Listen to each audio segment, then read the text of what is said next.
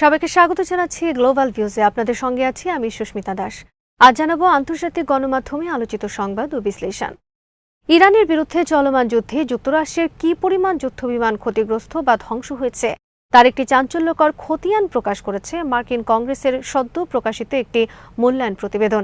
এই প্রতিবেদনে কয়েক ডজন বিমান ধ্বংস বা মারাত্মক ক্ষতিগ্রস্ত হওয়ার বিবরণ দেওয়া হয়েছে, যা মার্কিন সামরিক বাহিনীর যুদ্ধ প্রস্তুতি, পরিচালনগত দুর্বলতা এবং বিমান প্রতিস্থাপনের বিশাল খরচ নিয়ে নতুন করে নানা প্রশ্নের জন্ম দিয়েছে।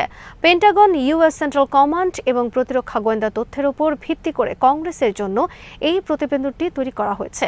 প্রতিবেদনে বলা হয়, গত 28 ফেব্রুয়ারি যুক্তরাষ্ট্র ও ইসরায়েল যৌথভাবে ইরানের বিরুদ্ধে যে যুদ্ধ শুরু করেছিল তারপর থেকে এই পর্যন্ত অন্তত 42টি মার্কিন বিমান নিখোঁজ, ধ্বংস বা মারাত্মক দুর্ঘটনার শিকার হয়েছে।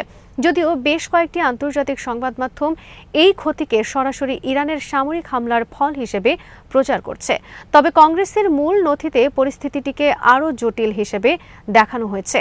প্রতিবেদন অনুযায়ী এই 42টি বিমানের তালিকায় সরাসরি যুদ্ধকালীন ক্ষয়ক্ষতি ছাড়াও রয়েছে ফ্রেন্ডলি ফায়ার বা নিজেদের ভুলবশত আক্রমণ, উড্ডয়নকালীন দুর্ঘটনা এবং ঘাঁটিতে থাকা অবস্থায় শত্রুপক্ষের হামলায় ক্ষতিগ্রস্ত হওয়ার ঘটনা। প্রকাশিত মূল্যায়ন প্রতিবেদন অনুযায়ী ক্ষতিগ্রস্ত ও ধ্বংস হওয়া যানের মধ্যে যুদ্ধবিমান, হেলিকপ্টার এবং চালকবিহীন ড্রোন রয়েছে।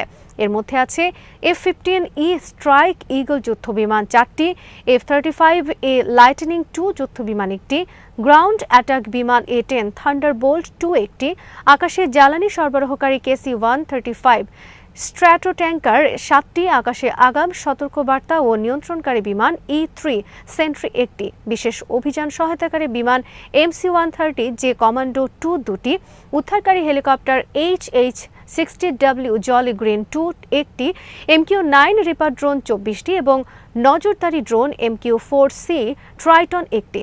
নথিতে উল্লেখ করা হয়েছে, সামরিক গোপনীয়তা, চলমান যুদ্ধ পরিস্থিতি এবং ক্ষয়ক্ষতির সঠিক কারণ নির্ধারণে জটিলতার কারণে এই সংখ্যাটি পরে আরও পরিবর্তিত বা সংশোধিত হতে পারে।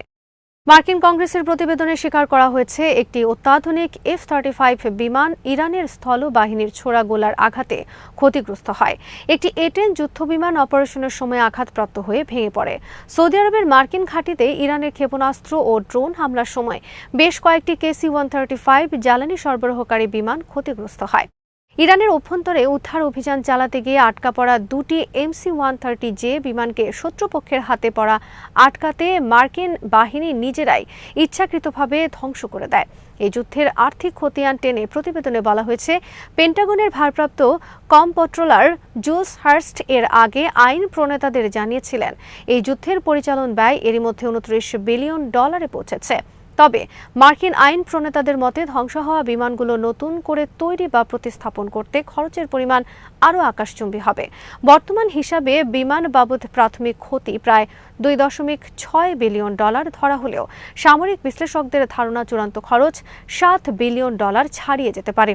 প্রতিবেদনে সতর্ক করে বলা হয়েছে, পুরনো মডেলের কিছু বিমান প্রতিস্থাপন করা ওয়াশিংটনের জন্য অত্যন্ত কঠিন হবে, কারণ সেগুলোর উৎপাদন লাইন বহু আগেই বন্ধ হয়ে গেছে। বিশেষ করে E-3 সেন্ট্রি বিমানের ক্ষতি যুক্তরাষ্ট্রকে চরম বেকায়দায় ফেলতে পারে। আর্থিক ক্ষতির বাইরেও এই প্রতিবেদন মার্কিন সামরিক কৌশলকে বড়সড় কাঠ গড়ায় দাঁড় করিয়েছে।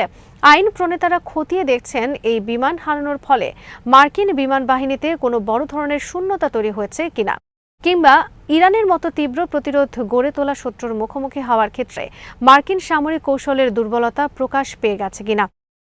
কংগ্রেস এখন প্রশ্ন তুলছে, বর্তমান বৈশ্বিক ভূরাজনীতিতে অন্যান্য প্রতিশ্রুতি রক্ষা করার পাশাপাশি এত দ্রুত মার্কিন প্রতিরক্ষা শিল্প ও সরবরাহ চেইন এই বিপুল ক্ষতি কাটিয়ে উঠতে পারবে কিনা। ওয়াশিংটনে যখন ইরানের বিরুদ্ধে যুদ্ধের দীর্ঘমেয়াদী পরিণতি এবং এর বিশাল ব্যয় নিয়ে তীব্র বিতর্ক চলছে, ঠিক তখনই এই বিস্ফোরক প্রতিবেদনটি সামনে এলো। ইরানের বিরুদ্ধে যুক্তরাষ্ট্রের চলমান সামরিক আগ্রাসনে কংগ্রেসের বাধ্যতামূলক পূর্ব অনুমোদন চেয়ে একটি যুদ্ধ ক্ষমতা প্রস্তাব এগিয়ে নিয়েছে মার্কিন সিনেটর উচ্চকক্ষ। মঙ্গলবার ডেমোক্রেটিক সিনেটর টিম কেইন উত্থাপিত প্রস্তাবটি 50 থেকে 47 ভোটে পাশ হয়। এটি এখন সিনেটে পরবর্তী ধাপের আলোচনায় যাবে। প্রস্তাবটি এগিয়ে নেওয়ার পক্ষে রিপাবলিকান সিনেটর বিল ক্যাসিডি, সুসান কলিন্স, লিসা মার্কোভস্কি এবং র্যান্ড পল ভোট দেন। অন্যদিকে ডেমোক্রেটিক সিনেটর জন ফেটারম্যান এই প্রস্তাবের বিপক্ষে ভোট দিয়েছেন। এছাড়া রিপাবলিকান সিনেটর জন কর্নিন, থম টেলিস এবং টমি টিউবারভিল ভোটদানে বিরত ছিলেন। ভোটের আগে সিনেটর টিম কেইন আইন প্রণেতাদের প্রতি এই প্রস্তাবের উপর পূর্ণাঙ্গ বিতর্কের আহ্বান জানান। তিনি উল্লেখ করেন, একটি ভঙ্গুর যুদ্ধবিরতির মধ্যে ইরানের বিরুদ্ধে মার্কিন সামরিক অভিযান পুনর্মূল্যায়ন করার জন্য সিনেটের সামনে এটি একটি সুযোগ। কেইন বলেন, কমিটি থেকে বিষয়টি খালাস করে সিনেটের ফ্লোরে নিয়ে আসার জন্য চলতি সপ্তাহের এই ভোটটি আগের যে কোনো 7টি ভোটের চেয়ে সম্পূর্ণ আলাদা। একই সঙ্গে তিনি কংগ্রেসের সঙ্গে কোনো পরামর্শ না করেই ইরান সংক্রান্ত কূটনৈতিক প্রস্তাবগুলো প্রত্যাখ্যান করার জন্য প্রেসিডেন্ট ডোনাল্ড ট্রাম্পের তীব্র সমালোচনা করেন। দক্ষিণ লেবাননে হিজবুল্লাহ যোদ্ধাদের অত্যন্ত কাছ থেকে চালানো একটি অতর্কিত হামলায় এক ইসরায়েলি সামরিক কর্মকর্তা নিহত হয়েছেন। ইসরায়েলি গণমাধ্যমের বরাতে এই তথ্য জানা গেছে। একই সময়ে সীমান্ত এলাকায় ইসরায়েলি বাহিনীকে লক্ষ্য করে এক ঝাঁক ড্রোন ও কামানের গোলা নিক্ষেপ করার কথা জানিয়েছে লেবাননের প্রতিরোধ আন্দোলন হিজবুল্লাহ। দক্ষিণ লেবাননের যুদ্ধক্ষেত্রে ইসরায়েলি বাহিনীর ওপর ক্রমবর্ধমান চাপ এবং যুদ্ধ পরবর্তী নিরাপত্তা ব্যবস্থা সংক্রান্ত কিছু প্রস্তাবের গুঞ্জনের মধ্যেই এই ঘটনা সামনে এলো। ইসরায়েলি আর্মি রেডিওর প্রতিবেদনে বলা হয়েছে, দক্ষিণ লেবাননের কুজাহ এলাকায় হিজবুল্লাহর একটি গেরিলা অত্যন্ত কাছ থেকে একজন ইসরায়েলি সেনা কর্মকর্তাকে লক্ষ্য করে গুলি চালান। এতে ঘটনাস্থলেই ওই কর্মকর্তার মৃত্যু হয় এবং হামলাকারী সফলভাবে সেখান থেকে পিছু হটেন। ইসরায়েলের কান চ্যানেল জানিয়েছে, সীমান্ত থেকে মাত্র 2.5 কিলোমিটার দূরে মার্কিন বা ইসরায়েলি সামরিক নিয়ন্ত্রণে থাকা একটি এলাকায় এই চাঞ্চল্যকর অপারেশনটি চালানো হয়। অন্যদিকে ইসরায়েলি সংবাদ মাধ্যম মাআরিফ জানিয়েছে, জারিত বসতির কাছাকাছি এই অতর্কিত হামলার সময় তীব্র গুলির শব্দ শোনা গেছে। পরিস্থিতি বিবেচনা করে ইসরায়েলের চ্যানেল 14 দক্ষিণ লেবাননের এই দিনটিকে অত্যন্ত কঠিন একটি দিন হিসেবে বর্ণনা করেছে।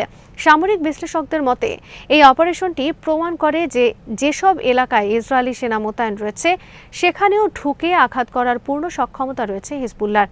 এদিকে দক্ষিণ লেবানন জুড়ে ইসরায়েলি সেনা ও সামরিক অবকাঠামো লক্ষ্য করে একাধিক সফল অভিযান চালানোর কথা জানিয়েছে হিজবুল্লাহ।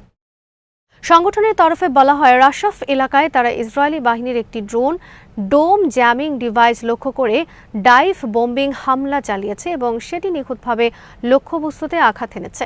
এছাড়াও নাকুরার রান্দা পাহাড়ে জড়ো হওয়া ইসরায়েলি সামরিক যান ও সেনাদের লক্ষ্য করে কামানের গোলা বর্ষণ করা হয়েছে। নাকুরা বন্দরের কাছে ইসরায়েলি সেনাদের উপর এক ঝাঁক আত্মঘাতী ড্রোন দিয়ে হামলা চালানো হয়েছে। ইস্কান্দারুন এলাকায় ইসরায়েলি সামরিক যানের ওপর আরেকটি ড্রোন হামলা চালানো হয়। সংবাদ মাধ্যমগুলো বলছে, হিজবুল্লাহর এই সমন্বিত ড্রোন এবং কামানের হামলা বর্তমান যুদ্ধক্ষেত্রে ইসরায়েলি বাহিনীর জন্য সবচেয়ে বড় চ্যালেঞ্জ হয়ে দাঁড়িয়েছে। যুক্তরাষ্ট্র যদি ইরানের বিরুদ্ধে আবারও কোনো উস্কানিমূলক আগ্রাসন চালানোর চেষ্টা করে, তবে ওয়াশিংটনের জন্য তেহরানের ঝুলিতে আরও অনেক বড় সারপ্রাইজ বা বিস্ময় জমা রয়েছে বলে সতর্ক করেছেন ইরানের পররাষ্ট্রমন্ত্রী আব্বাস আরাকচি। মঙ্গলবার সামাজিক মাধ্যম এক্সে দেওয়া এক পোস্টে ইরানের শীর্ষ এই কূটনীতিক এই হুঁশিয়ারি দেন। আব্বাস আরাকচি বলেন, যুক্তরাষ্ট্রের সঙ্গে অতীতের বিভিন্ন সংঘাত থেকে ইরান যে শিক্ষা ও জ্ঞান লাভ করেছে তার ওপর ভিত্তি করেই নতুন কোনো আগ্রাসন চালানো হলে হামলাকারীদের ওপর এই সারপ্রাইজগুলো উন্মোচন করা হবে। হুঁশিয়ারি প্রসঙ্গে তিনি মার্কিন কংগ্রেসের প্রতিবেদনের বরাত দেন। আরাকচি উল্লেখ করেন, ইরানের বিরুদ্ধে ওয়াশিংটনের চালানো সর্বশেষ অবৈধ আগ্রাসনের ফলে মার্কিন বিমান বাহিনীর যে অপূরণীয় বস্তুগত ক্ষতি হয়েছে তা খোদ মার্কিন কংগ্রেসের নিজস্ব প্রতিবেদনেই স্বীকার করে নেওয়া হয়েছে। ইরানের পররাষ্ট্রমন্ত্রী ইঙ্গিতে বোঝাতে চেয়েছেন, অতীতের ক্ষয়ক্ষতি থেকে শিক্ষা নিয়ে ওয়াশিংটনের উচিত ইরানের বিরুদ্ধে যে কোনো ধরনের সামরিক হঠকারিতা থেকে বিরত থাকা, অন্যথায় তাদের আরও মারাত্মক পরিস্থিতির মুখোমুখি হতে হবে। যুক্তরাষ্ট্রের যে কোনো ধরনের সামরিক আগ্রাসন মোকাবেলায় ইরান সম্পূর্ণ ঐক্যবদ্ধ এবং দৃঢ়ভাবে প্রস্তুত বলে ঘোষণা করেছেন দেশটির আইনি ও আন্তর্জাতিক বিষয়ক উপপররাষ্ট্রমন্ত্রী কাজেম গরিবাবাদি। তিনি সাফ জানিয়ে দিয়েছেন, ইরানের অভিধানে আত্মসমর্পণ বলতে কোনো শব্দ নেই। মার্কিন প্রেসিডেন্ট ডোনাল্ড ট্রাম্পের সাম্প্রতিক এক বিবৃতির জবাবে তিনি এই মন্তব্য করেন। ট্রাম্প তার বিবৃতিতে দাবি করেছিলেন কূটনীতিকে একটি সুযোগ দিতে ইরানের উপর হামলা সাময়িকভাবে স্থগিত করা হয়েছে।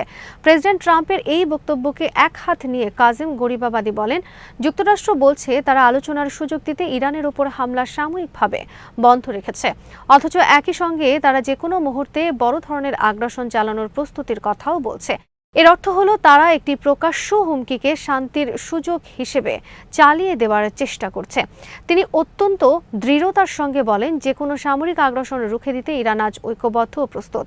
আমাদের কাছে আত্মসমর্পণের কোনো অর্থ নেই। হয় আমরা জয়ী হব, না হয় আমরা শাহাদাত বরণ করব। কৌশলগতভাবে অত্যন্ত গুরুত্বপূর্ণ হরমুজ প্রণালীকে ইরানের একটি স্থায়ী সম্পদ হিসেবে বর্ণনা করেছেন দেশটির এক সিনিয়র আইন প্রণেতা। তিনি সাফ জানিয়ে দিয়েছেন, এই গুরুত্বপূর্ণ জলপথটির নিয়ন্ত্রণ ও ব্যবস্থাপনা সবসময়ই ইরানি জনগণের হাতে থাকবে। মঙ্গলবার প্রকাশিত এক সাক্ষাৎকারে ইরানের সংসদের জাতীয় নিরাপত্তা ও পররাষ্ট্রনীতি বিষয়ক কমিটির চেয়ারম্যান ইব্রাহিম আজিজি এই মন্তব্য করেন। বিশ্বের অন্যতম প্রধান এই বাণিজ্যিক জলপথে যারা নিজেদের ক্ষমতার দাপট দেখাতে চায় তাদের হুঁশিয়ারি দিয়ে আজিজি বলেন, ইরান এই জলপথে তার আইনি অধিকার পূর্ণ শক্তি দিয়ে রক্ষা করবে এবং এই বিষয়ে কারো প্রতি কোনো ধরনের শিথিলতা বা ছাড় দেখানো হবে না।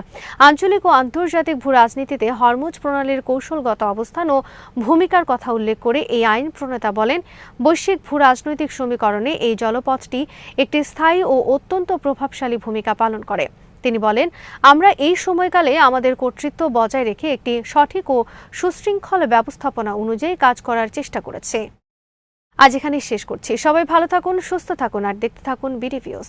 চ্যানেলটি ভালো লাগলে সাবস্ক্রাইব করুন, সংযুক্ত থাকুন আমাদের ফেসবুক পেজে।